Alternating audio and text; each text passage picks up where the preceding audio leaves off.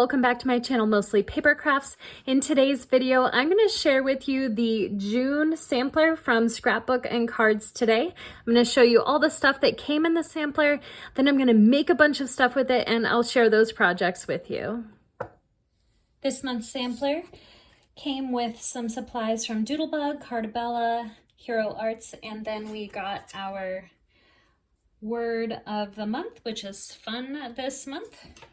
So from Doodlebugs, we got some die cuts, some cute little things here. We got a 4x6 paper, a doodle pop. Here's some more of those little die cuts. There's a couple more hiding in here. We also got some 6x6 papers. So I'll flip through these. Got these adorable little fairies, mushrooms, and bugs. Some pretty flowers. I really love these colors. And a nice rainbow here. So these are all Doodlebugs papers. And then there was also this little sticker set from Doodlebugs. From Cartabella, we got a couple of 4x6s. These are really fun. We've got a crafty theme here. There's just a couple of die cuts and some 6x6 papers. I really like this color palette as well. Different than the Doodlebugs, but beautiful colors as well. I really like the crafty theme here. I don't always craft. Oh wait, yes I do. And we also got a 6x6 stencil from Hero Arts with a bunch of pretty butterflies. So this looks really fun to play around with. Here's another look at the Doodlebug collection. And I've flipped the papers over so you can see the backs. These are the pieces from the Cartabella collection. And I'll flip these papers over as well. Got some really great stuff to work with in this sampler.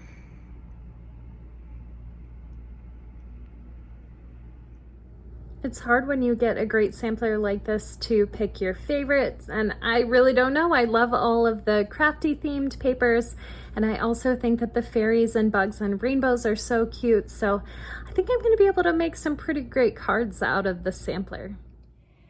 So it's been about a week and a half since I recorded those intro videos, and I just hadn't had time yet to start working on cards, but I finally did last night and this morning, and I was able to create a whole bunch of these. I'm excited to go through them with you, but I wanted to show you first what I decided to do with this 4x6 print. I decided I was just going to frame it. I have a bunch of these plastic frames from IKEA. The front is actually just a sheet of plastic as well, and I keep them up on my picture shelf in my craft room, and I just like to switch the things out that are in there. Didn't think this needed any other embellishment. It was cute just the way it was. I also wanted to show you my scraps. So I used everything in the sampler other than what you see in here. A few of these strips are worth saving, but most of this is just going to go into the trash. And we'll look at the Cartabella cards first. There's fewer of these than the Doodlebugs. So most of these I kept pretty simple. This is on Craft. I often like to mat all the way around, but this time I decided to mat just on the sides. And for this one, we're also on Craft. I did cut this from a 4x6. There were two images on there, and then I matted it with a piece of dark blue cardstock. And for cards like these, sometimes I feel like I'm cheating or it's too simple, but the elements are so beautiful from these designers. They really don't need much to make nice cards. So I'm trying to get over that feeling of cheating when I make a card that really only has a few elements. For this one, this die cut has this rectangle in the middle that's sort of punched out a little bit. So I decided to put it up on some foam, and then I threaded a piece of ribbon through the top and bottom, and then I matted that onto a mini slimline. It's got a little bit of dimension there. I really liked these craft letters. I did go around with some vintage photo Distress Oxide ink just to give them a little bit of definition against the background there. These are all different strips that are cut from different papers in the collection. This Happy is from a die that was in my stash. I cut it 3 times, glued those together, and then I used clear embossing powder, and I did 3 layers, and it has a chipboard kind of look to it. I learned this technique from Jennifer McGuire a while back, and I really love doing that with my sentiments. So I've got this nice Craft Happy card. And all of these cards are on different colored card bases. This is the last one from that collection. I added a cute little orange ribbon here, and I have my sentiment sort of offset. It's on the diagonal. I usually do things straight on, but this was just a little bit different. And I also made a bookmark. This one has a tag with the bookmark, so I could write a little message on there for the recipient if I like. For the Doodlebugs collection, there are quite a few. I'm going to start with these really simple bookmarks. I haven't threaded a ribbon through the top yet, and they don't have sentiments or anything, but they have a few layers. They turned out pretty cute. I'll probably use these as prizes in my classroom. And here are the cards. So a mini slimline first.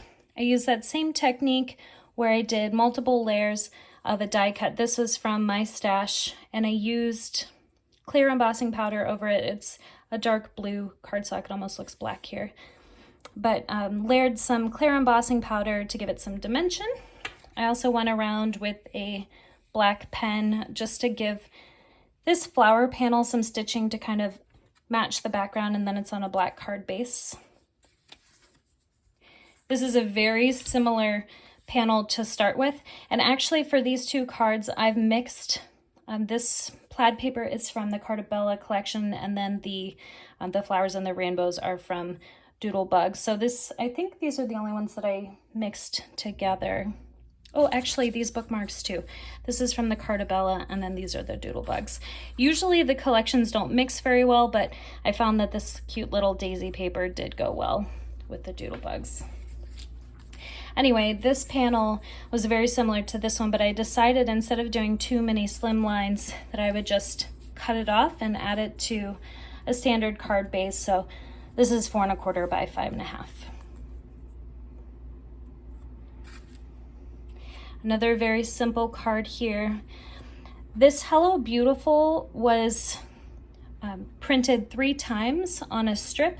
So one of the 6x6 papers had a bunch of different design strips. I cut those all apart and I used them in different places throughout my cards. So you're gonna see the same Hello Beautiful sentiment a couple more times here.